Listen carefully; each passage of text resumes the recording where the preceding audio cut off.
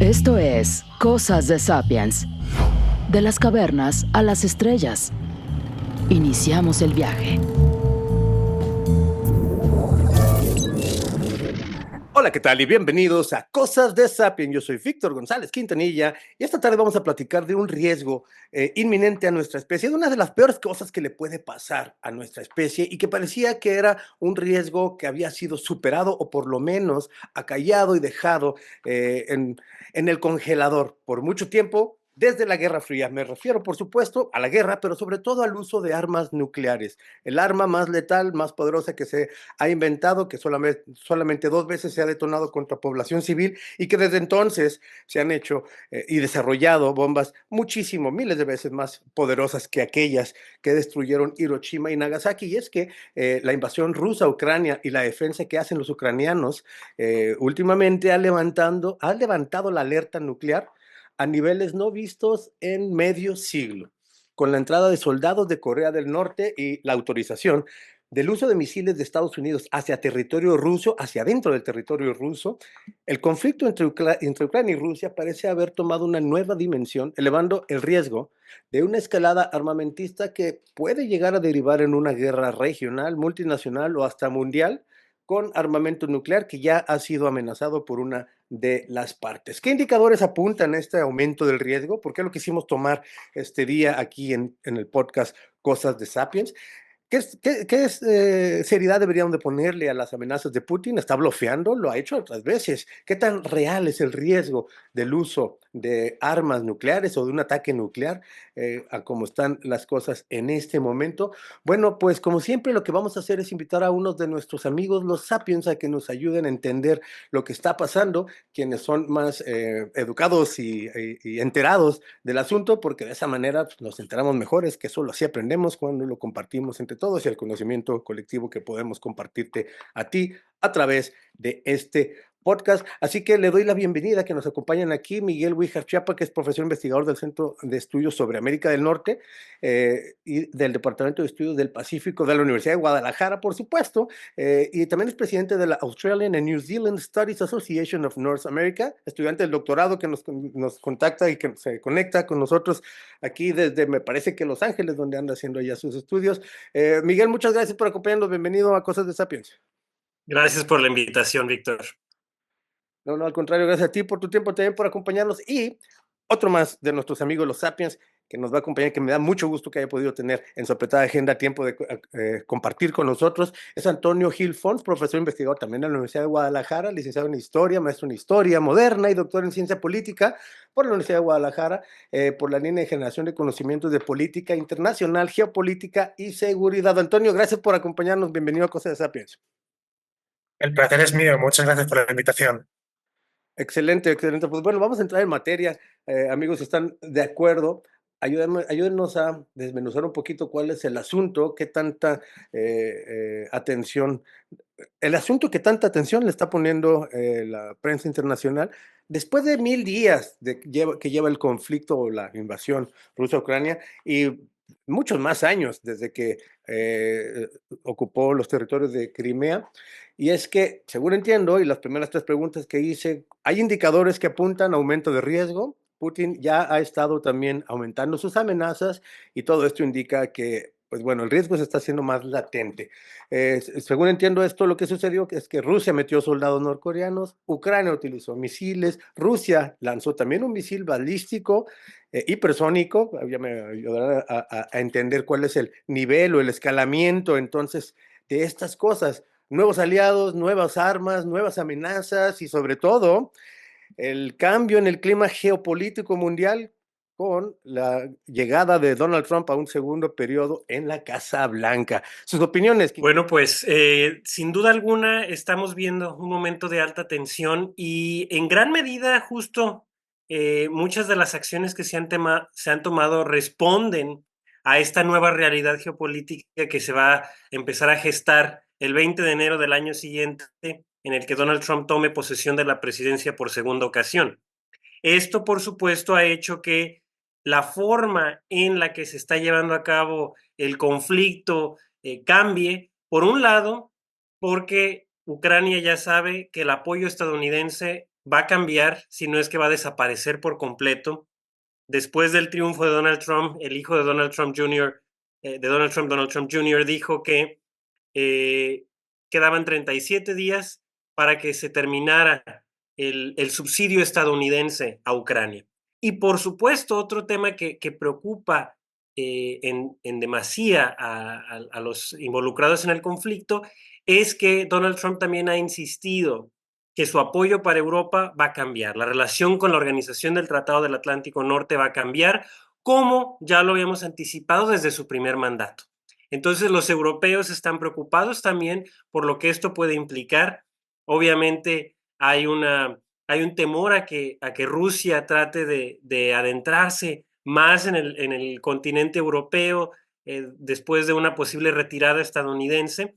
Y es que desde el triunfo de Trump, Emmanuel Macron, el presidente francés, ya insistía que los europeos se tienen que tomar más en serio su seguridad colectiva y sin tener que depender del paraguas de seguridad estadounidense que ha estado en lugar desde 1945, prácticamente desde el final de la Segunda Guerra Mundial, y en el cual han confiado y en el cual han encontrado una fuente de defensa sin tener que gastar gran parte de su propio presupuesto, y es ahí donde reside el gran problema con Trump, que insisten que tienen que tener más inversión de su Producto Interno Bruto, al menos el 2% exigido en materia de defensa. Entonces, esto obviamente propicia que Ucrania se sienta acorralada, se sienta contra la pared, los europeos de manera más amplia también, y es por ello que pareciera que estas medidas desesperadas, no nada más de Ucrania al tratar de utilizar estos misiles en contra de los rusos, sino también del propio presidente Biden al haber dado permiso a los ucranianos de utilizar estos misiles, pues revelan esta preocupación de que el apoyo estadounidense se va a acabar una vez que Biden se vaya de la Casa Blanca y entre Donald Trump.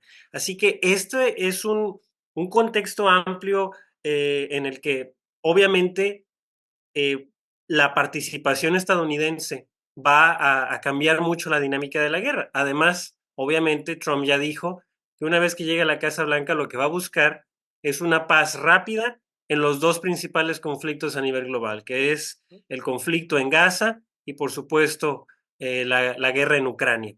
Entonces, esto transforma mucho el, la, el contexto geopolítico que permitirá que la guerra avance hacia un lado o el otro y por supuesto es lo que está marcando las acciones de las dos potencias involucradas en este momento. Quiero meter aquí un ingrediente extra, ahorita antes de que tú me la palabra por primera vez, Antonio, que leía, por ejemplo, a Slavoj Žižek, que es filósofo superestrella del mundo, en el sitio Pro Syndicate, que la situación en Ucrania, cito, se está volviendo cada vez más absurda mientras los aislacionistas estadounidenses y los medios de comunicación tratan el uso de misiles de largo alcance por parte de Ucrania contra Rusia como una peligrosa escalada. La nueva oleada de ataques rusos contra la infraestructura civil se considera algo normal. Y según entiendo, además de los misiles volando por arriba y todo lo que está sucediendo en los medios y Biden, Trump, cada uno adquiriendo la atención, Biden quizá las últimas portadas que podría adquirir antes de salir, pero los rusos están avanzando. Que Zelensky dice, bueno, en lo que se pone de acuerdo, ¿no? Y cito lo que dijo Zelensky en la revista Político, dice, we need NATO or we need nukes. And we want NATO. ¿Qué significa? ¿Queremos estar en la OTAN o queremos armas nucleares? Preferimos estar en la OTAN. ¿Qué nos debería decir esto, Antonio? ¿Por qué debería de preocuparnos? Bueno, a ver, hay que decir que no tenemos una bola de cristal. O sea, no podemos averiguar el futuro y demás, pero sí podemos analizar algunos hechos. Por ejemplo, este miedo que hay de un posible inicio de una guerra nuclear y demás. Bueno, desde el año 47 está lo que se conoce el reloj del Armagedón. Es un reloj de 24 horas que, bueno, se ha ido avanzando, se ha ido retrasando por parte de unos expertos con base en cómo estaba la situación internacional. Y es cierto que en los últimos años ha ido avanzando unos cuantos segundos a raíz de toda esta tensión que se estaba produciendo en Ucrania, en Oriente Medio, etcétera. Y ahora mismo está situado a las 23:58 minutos con 30 segundos. Es decir, a 1 minuto y medio de la medianoche, que se supone que sería la hora del Armagedón. Pero la verdad es que en perspectiva con la evolución de la raza humana y con nuestra presencia en este planeta que tiene millones de años, pues la verdad es que los seres humanos llevamos aquí un segundo. Entonces realmente, minuto y medio, a lo que vemos de cómo funciona el reloj desde el 47, es mucho tiempo. Entonces, para empezar, no debemos de caer en el pánico, no debemos caer de, nos queda 1 minuto y medio de vida. Y por otra parte, hay que tomar una visión esencialista de que, pues hoy estamos aquí en este planeta y quizás al siguiente segundo no estemos, como tantas especies que han desaparecido, ¿no? O sea, hubo dinosaurios que estuvieron más próximos a nosotros que a otros dinosaurios. Entonces hay que tomar esa perspectiva. Y a partir de ahí hay que empezar a analizar los hechos. Y es muy interesante lo que tú has comentado, Víctor, porque desde el inicio de esta guerra, en el año 2022, nos hemos encontrado con una Rusia que ha actuado prácticamente sin límites en lo que se refiere al uso de armamento convencional o híbrido. Con híbrido me estoy refiriendo de utilizar ciberataques, utilizar acciones terroristas, utilizar acciones de sabotaje y demás. Pues actuó prácticamente sin límites en contra, por ejemplo, de los convenios de Ginebra del año 49 o los protocolos adicionales del año 77. Y una Ucrania que ha estado pidiendo armas para defenderse frente a Rusia y una Europa y un Estados Unidos que le han dado esa entrega de armas con límites, a cuentagotas, no a toda la velocidad. Al principio era el asunto de no te vamos a dar misiles antiaéreos, no te vamos a dar carros de combate, no te vamos a dar misiles crucero, no te vamos, o misiles de corto alcance, no te vamos a dar aviones, o no te los vas a dejar utilizar contra Rusia. Y hemos visto como poco a poco esas líneas que los occidentales se ven autoimpuesto han ido superándose. Y en cada línea, por poner en perspectiva, cada vez que los occidentales han superado una línea, Rusia ha amenazado, ¿no? Y ha amenazado pues con la mayor amenaza, que es el uso de bombas nucleares, ¿no? Por así decirlo. Y automáticamente la gente oye nuclear e iguala a Armageddon. ¿De acuerdo? Entonces, ni es nuevo que Occidente vaya más allá en su apoyo a Ucrania, y es más, algunos dirían de si este apoyo se hubiera iniciado en el año 2022, quizás la guerra ya hubiera acabado. ¿De acuerdo? Pero como el apoyo ha ido con cuentagotas, pues estamos en este problema, ¿no? Los carros no llegaron a tiempo, los aviones F-16 tampoco están llegando a tiempo. Y tampoco es la primera vez que Rusia cambia su doctrina de uso de las armas nucleares. Y enarbola la idea de la posible amenaza, la posible demás y de tal. Es muy importante lo que ha dicho Miguel, al cual le mando un saludo, que sé que está en Los Ángeles, está desde hacía tiempo que no lo veía, pero bueno, nos conocemos. Tenemos que comprender el contexto. Y el contexto es que ahora mismo hay incógnitas. Hay incógnitas sobre lo que puede hacer Trump. Porque por una parte habla de resolver las cosas en 24 horas, pero no dice cómo. Entonces realmente ahora mismo ni Ucrania ni Rusia saben exactamente qué va a pasar. Pero eso abre una oportunidad. ¿A qué me refiero con esto? Ahora mismo las ventajas parece ser que las está teniendo Putin. La está teniendo, no Rusia, Putin. A costa de mucha sangre derramada por los rusos, a costa de una crisis económica bastante importante, pero donde Rusia está logrando mantener su control interno en gran medida, Putin, y donde Putin está logrando avances en el campo de batalla. Con lo cual, más allá de las amenazas, la posible utilización de un arma nuclear sería tremendamente contraproducente ahora mismo para Rusia. Me decía un experto en inteligencia, Tony, tenemos que hablar de hipótesis. Y hay hipótesis más factibles y hay hipótesis menos factibles, que no significa que no vayan a ocurrir. Pero hoy en día, plantear el uso de un arma nuclear por parte de Rusia iría en contra de sus intereses en un momento donde tiene acomodadas fichas convencionales e híbridas que le pueden dar un resultado mucho más satisfactorio. Y por otra parte, hay que abordar otra cuestión, y es el asunto de no tenemos que pensar en el uso del arma nuclear como el inicio del Armagedón, porque particularmente los rusos desde hace tiempo han estado desarrollando armas nucleares de uso táctico, no estratégico. Es decir, no es lanzar un arma nuclear contra una ciudad y que genere una respuesta y demás, sino son, esto es terrible de hablar, pero es la realidad, armas nucleares de menor potencia que se puedan utilizar en el campo de batalla contra concentraciones de tropas. Es decir, entre la situación en la que ahora estamos y el Armagedón hay muchos escenarios. Lamentablemente no significa que sean buenos, pero ante todo hay que posicionarnos, insisto, de una forma objetiva entre la situación actual y un miedo irreversible a que el fin de la humanidad se acerca.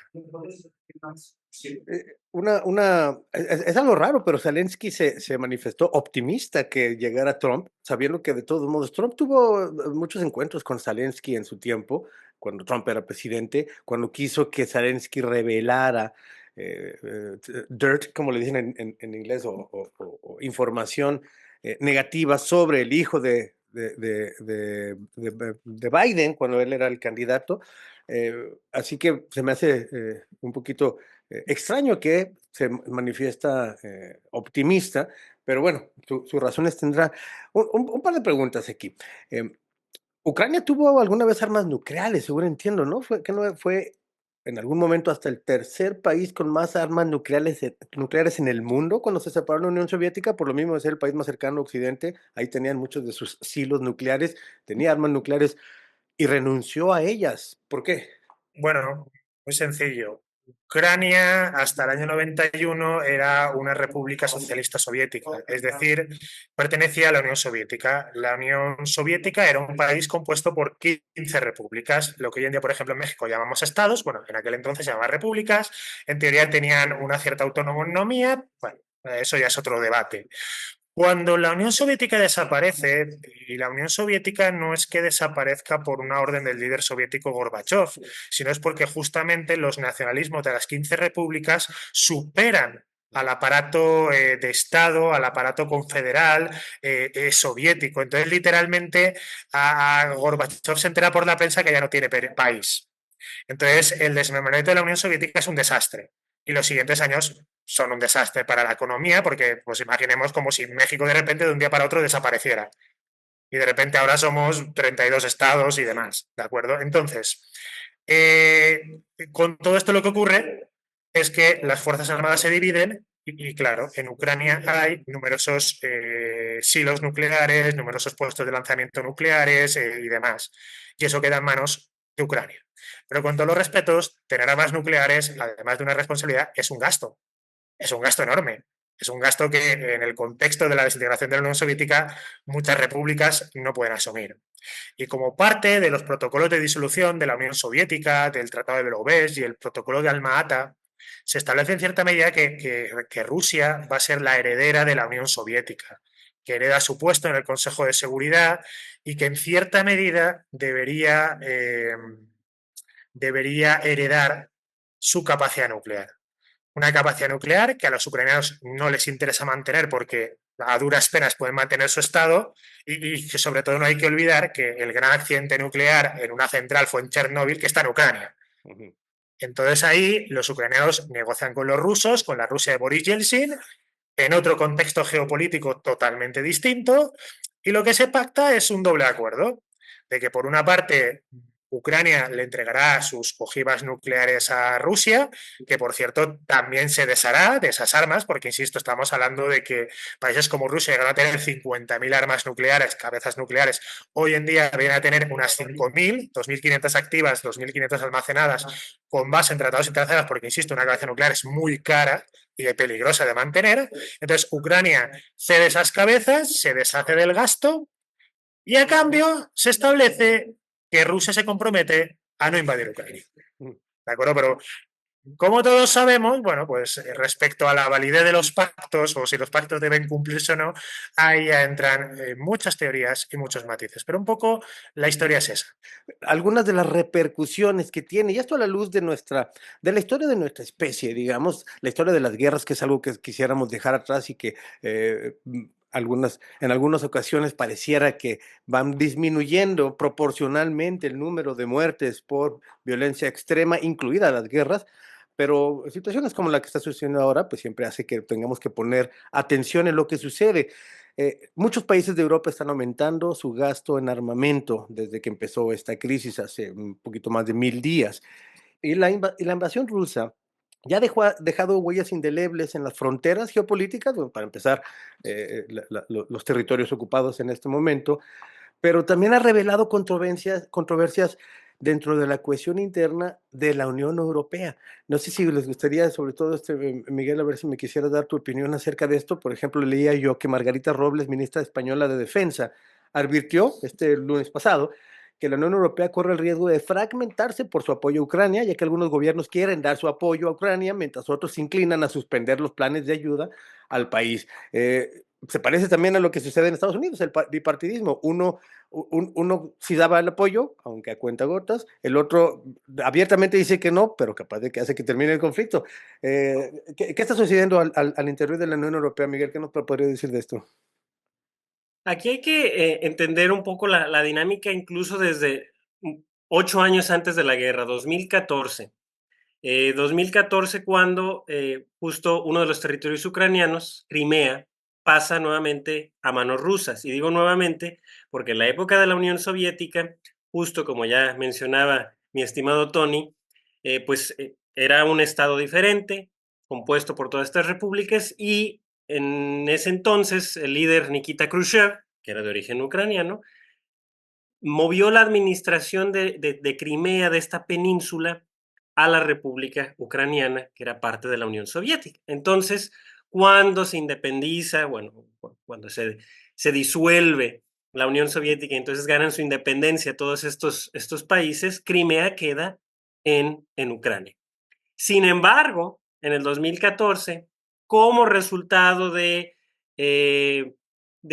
toda una serie de desarrollos políticos interesantísimos que justamente tienen que ver con un acercamiento de Ucrania a la Unión Europea, pues hay protestas porque el entonces presidente de Ucrania, Yanukovych, decidió cancelar el acuerdo de asociación estratégica que iba a firmar con la Unión Europea, que en muchas cuestiones siempre se ha visto como un primer paso para la adhesión a la Unión Europea. Entonces, cuando se cancela este acuerdo, que por cierto los líderes le dicen muy abiertamente, ahí está justo un video de la reunión de Ucrania con la Unión Europea y se escucha a Merkel diciéndole en una plática informal, pues estamos muy decepcionados. Y toda la población ucraniana proeuropea sale a las calles a manifestarse. Obviamente Occidente le da su apoyo a este movimiento social, el movimiento del Euromaidán, salen a las calles y todo esto culmina en, obviamente, política contenciosa, en violencia política, que hace que Yanukovych deje la presidencia y se vaya exiliado a Rusia. A partir de entonces empiezan a surgir movimientos, pues los gobiernos obviamente son más proeuropeos, pero al mismo tiempo también son rusófobos. Y hay una serie de políticas en el este de Ucrania, que es un área con una población de origen ruso o étnicamente ruso muy grande, y entonces muchas de las políticas buscan justamente suprimir hasta cierto punto este sentimiento de identidad ruso o este sentimiento prorruso en el este, y es lo que empieza a llevar justamente a un conflicto que por 8 años existe en Ucrania, principalmente en Donetsk y Lugansk, estas dos provincias en el este, que bueno, luego culminan con la incursión rusa y ahora pues la adhesión de estas dos provincias, que obviamente Ucrania no lo reconoce, pero pues los referéndums, como pasó con Crimea en el 2014, que también ahí hubo un referéndum y dijeron, bueno, nosotros nos queremos adherir a Rusia, nos separamos de Ucrania y nos adherimos a Rusia. Entonces, esto pues obviamente ha hecho que los europeos despierten de un letargo, porque en el 2014 Obama decía, vamos a pintar líneas rojas para Rusia, ¿no? En Siria, en Ucrania. Y Putin se la pasaba brincando esas líneas rojas y Obama lo único que hacía era, bueno, voy a dibujar una nueva línea roja. Y los europeos pues obviamente se plegaban a lo que dijera Estados Unidos. Entonces, en estos 8 años pues realmente, después de lo de Crimea, realmente Occidente dijo, bueno, pues que los rusos se queden con Crimea. ¿Cuál es el problema? Sí hubo sanciones, sí se expulsa a Rusia del G8 y queda nada más en el G7, empieza un aislamiento diplomático y sanciones, pero pues prácticamente eso es un pequeño manotazo, un pequeño manazo, eh, no es realmente una posición de Occidente abiertamente en conflicto con Rusia, sino hasta la invasión en 2022. Pero aún así, como ya lo decía Tony, pues ha sido un apoyo de Occidente a cuentagotas, porque también los europeos tienen sus propios problemas. Realmente la recuperación de la crisis tomó muchos años después del 2008. Ha habido también fragmentación después del 2016 con la salida del Reino Unido, que era uno de las principales potencias económicas que apoyaba más al presupuesto y que tenía una presencia fuerte en la Unión Europea. Entonces hay una reorganización y después también empiezan a gestarse otros movimientos antieuropeos con la llegada al poder, por ejemplo, de Víctor Orbán en Hungría o de ciertos movimientos más de derecha, más nacionalistas, en lo que llamamos el Grupo de Visegrado, República Checa, Hungría, Polonia y Eslovaquia. Pero no nada más en estos países del Grupo de Visegrado, en Austria, por ejemplo, también. En Alemania hemos visto también el ascenso de Alternative für Deutschland, este partido de ultraderecha que está empezando a poner ahí en vilo a los socialdemócratas. También hemos visto el ascenso de Vox en España, hemos visto, por supuesto, en Francia el ascenso de Marine Le Pen y su Frente Nacional. En Italia está gobernando Giorgia Meloni. Entonces, esta llegada de los nacionalismos y de los partidos de derecha que tienden a ser euroscépticos, es decir, que no confían en las instituciones de la Unión Europea, en la Comisión Europea, pues hace que haya una fragmentación interna, que haya divisiones. Hay países que dicen, bueno, yo no quiero aportar al presupuesto de la misma manera, yo no quiero participar en estos proyectos comunes europeos. Pongo en cuestionamiento las decisiones de la Comisión Europea porque la gente no está votando por ellos. Entonces hay este discurso de que es una burocracia autoritaria, la de la Unión Europea, y obviamente también otra crisis, la del 2015, la crisis migratoria con toda la entrada de los migrantes que venían de Oriente Medio y el norte de África, con la asignación de cuotas y demás, pues hay una respuesta de muchos de estos gobiernos. Por ejemplo, el grupo de Visegrado dice, no, yo no quiero abrirle mis puertas a los migrantes. Fue Víctor Orbán que decía justamente que quería una Europa blanca y cristiana y que había que mantenerla. Entonces, pues esto ha ido generando fricciones en la Unión Europea y por supuesto en los últimos años esta preocupación porque muchos de estos gobiernos han sido cercanos a Putin. El propio Víctor Orbán se ha reunido con Putin, ha tenido conversaciones con él, aun cuando el resto de los líderes europeos se han negado a dialogar con Rusia y han tratado de aislar diplomáticamente a Rusia en todos los foros.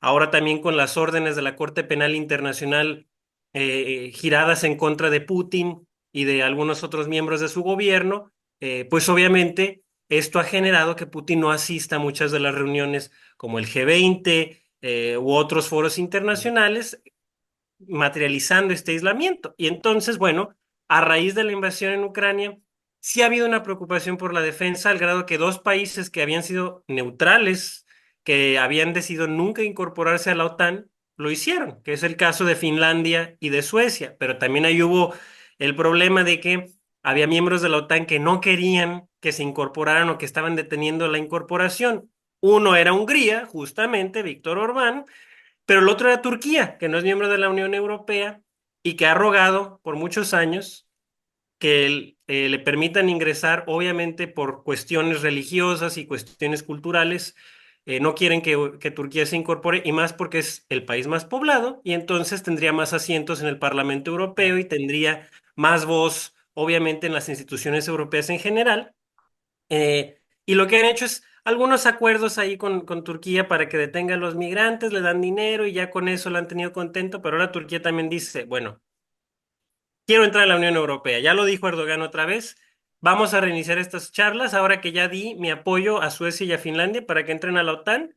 Bueno, vamos platicando ahora de este asunto. Entonces, todo esto está generando tensiones en también lo que implicaría crear una fuerza común de defensa, que es a lo que ha llamado Emmanuel Macron en varias ocasiones y nuevamente lo ha hecho desde la llegada desde el triunfo de Trump. Entonces, ese va a ser el gran problema, que hay una desconfianza en las instituciones europeas por parte de muchos de los países y no, y por tanto es muy difícil llegar a una opinión conjunta, a una decisión conjunta de cómo hacer frente a esta crisis, y más ahora que parece ser que Estados Unidos ya no va a llevar la batuta, y entonces, pues bueno, aquí deja a los europeos en muchos sentidos a la deriva. Y hay países europeos que han levantado sus alertas, sobre todo Finlandia, que es, según entiendo, el que tiene mayor frontera con Rusia en una zona difícil de defender y que no tienen el apoyo de la OTAN. ¿Qué otras preocupaciones internacionales hacia la Unión Europea y huellas que está causando y dinámicas está causando todo este conflicto? Antonio, si te gustaría también agregar. Bueno, sí, mire, voy a ser muy breve. Lo que es importante es la perspectiva y el contexto, y de ahí la historia nos da muchas lecciones. Se dice por ahí que la base de la democracia es el acuerdo. Bueno, la base de la democracia es el desacuerdo, el respeto al desacuerdo y sobre el cual construir acuerdos. ¿Por qué les digo esto? Porque la Unión Europea es un ejemplo de eso. O sea, la Unión Europea, el lema oficial es unidos en la diversidad, pero si uno lo ve, la realidad de integración de lo que es la Unión Europea hoy en día, no hay ninguna otra organización en el mundo que haya alcanzado ese nivel. Y en el mismo sentido que le ha costado mucho a la Unión Europea, porque esto no es algo de un año o dos, de una o dos décadas, en el mismo sentido es igual de difícil de destruir. Pongo un ejemplo. Se hablaba que cuando el Brexit iba a ser el final de la Unión Europea. No lo ha sido, realmente. ¿Que la Unión Europea tiene retos? La Unión Europea ha tenido retos desde su nacimiento. Esa es la verdad. Pero el lema no oficial de la Unión Europea suele ser que ante un problema en la Unión Europea, la respuesta es más Europa. Con lo cual, insisto, no hay que caer en blancos, negros, no hay que caer en dicotomías, sino que realmente hay muchos escenarios, muchas posibilidades, y en ese sentido es cierto que hay desacuerdo en la Unión Europea, pero desacuerdo sobre muchos temas ha habido siempre. Pero insisto, creo verdaderamente que la base de la democracia es el respeto al desacuerdo y el poder construir acuerdos a partir de ahí. Y bueno, aquí pasa una cosa muy interesante, apreciado Miguel, y tú bien que lo sabes. El régimen de Putin es un régimen conservador, es un régimen vinculado a la Iglesia Ortodoxa rusa, es un régimen todo lo contrario al progresismo o a lo que se ha venido a denominar la cultura woke, ¿no? Y sobre todo al tema de los derechos, LGTBQ+, etcétera. Y de ahí que reciba a ser un régimen nacionalista y demás, el apoyo de gobiernos como el de Víctor Orbán, ¿no? Que también dentro de la Unión Europea ha sido un gobierno con esas características. Pero es muy llamativo que también recibe el apoyo en otras partes del mundo de regímenes que dicen ser progresistas o revolucionarios, ¿no? Quiero decir, el caso de Venezuela, el caso de Nicaragua, el caso de algunos países y demás, y es porque lo plantean como un ejemplo antiimperialista, ¿no? Pero claro, cuando hablan de antiimperialismo piensan más bien en anti-Estados Unidos, pero no hablan del imperialismo ruso, ¿no? Entonces es bastante curioso que personas que dicen, líderes que dicen estar en espectros políticos opuestos, apoyan a Rusia, ¿no? Pero bueno, esos son las grandes desafíos, las grandes disonancias de los sapiens, ¿no? Bueno, amigos Sapiens que nos acompañan y que nos ayudan a entender este problema el día de hoy, Miguel Ijar, Antonio Gil, agradeciendo su participación y su tiempo, les invito a que cerremos con una reflexión. Digo, como dice Antonio, no tenemos una bola de cristal, no tenemos manera de anticipar el futuro, no es algo que nos puedan decir las inteligencias artificiales todavía, pero en estos próximos días, pensando en que se levanta un poco la temperatura en cuanto a que se va acercando el momento en el que sale Biden y entra Trump, y que se han dado estos acontecimientos recientes, que el invierno ruso empieza a ponerse más frío y a ponerse más difícil en ciertas situaciones, cuando Rusia más tiene poder también por ser la gasolinera de la región. ¿Qué señales pudiéramos, a qué señales deberíamos de poner atención que sucedan en estos próximos días? Es decir, en este momento las tropas rusas avanzan, no se han detenido, no han firmado, como en el otro conflicto, no han firmado un armisticio, no han firmado un cese de las hostilidades. Entonces, ¿qué podríamos anticipar? Y no por adivinar, sino a qué señales deberíamos de poner atención para saber si esta situación del conflicto Rusia-Ucrania está levantando en temperatura o ya más o menos hasta ese punto va a llegar. Por favor, una intervención rápida de cada uno. Miguel, si quieres primero tú. Creo que hay dos cuestiones muy importantes que hay que darle seguimiento en estas próximas semanas. Por un lado es qué tanto avance haya ya sea de las Fuerzas Armadas rusas o de las Fuerzas Armadas ucranianas, la manera en la que traten de atacar las posiciones de uno y de otro, y al mismo tiempo también ver cuáles son las posiciones que empiezan a tomar, por un lado, los gobiernos europeos, pero principalmente Estados Unidos. ¿Cómo va conformando su equipo de trabajo Donald Trump? ¿Cómo va conformando ese grupo que va a ser el que va a diseñar las estrategias, con el que va a contar para buscar esa paz rápida que tanto ha insistido? Porque al final de cuentas, de eso va a depender en muchos sentidos la manera en la que este conflicto pueda prolongarse o pueda tener un fin rápido, y de qué manera lo va a hacer y a quién va a beneficiar más o a quién va a perjudicar más. Entonces creo que esas dos situaciones son en las que tenemos que tener la atención puesta para más o menos tener claridad de hacia dónde va este conflicto. Tú, Antonio, ¿a qué punto le pondrías atención? Bueno, hay una fecha mágica, 20 de enero, que es cuando tomará posesión Donald Trump, con lo cual eso conlleva que muy probablemente hasta el 20 de enero tanto rusos como ucranianos recrudezcan sus combates. Entonces vamos a observar sufrimiento, vamos a observar sangre, porque todo apunta a que se abrirá una ventana de negociación. Y en ese sentido, ambos bandos quieren estar con una posición de fuerza, con el máximo número de territorios ocupados, liberados, reocupados, etcétera. Entonces, esa es la fecha mágica.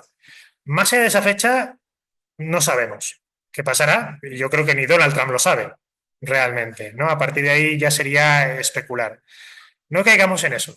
Recordemos las palabras de un gran poeta español, Antonio Machado, que decía: caminante no hay camino, se hace camino al andar. Creo que si en verdad queremos paz y seguridad, queremos un mundo más seguro, queremos una salida de este conflicto, que al fin y al cabo yo creo que tanto rusos como ucranianos la quieren, disienten en cómo tiene que ser, pero que sin duda para lograr estas cosas habrá que ir caminando. Y bueno, confiemos en que a lo largo de este camino nos vuelvas a invitar a este programa. Sí, por supuesto, y con estas excelentes intervenciones a las que les agradezco mucho su tiempo a los dos y a que nos compartan parte de estas reflexiones y de este contexto histórico, actualizado y con todo este pensamiento necesario como para, pues, hilvanar diferentes cosas que están sucediendo y que acá de este lado de los micrófonos no somos internacionalistas. Mi compañera Maritza es historiadora de la ciencia, mi compañero Sergio es el periodista, yo soy el preguntón, el que trata de unir aquí a todos, y por eso siempre siempre recurrimos a nuestros amigos los Sapiens, porque tenemos dentro de nuestra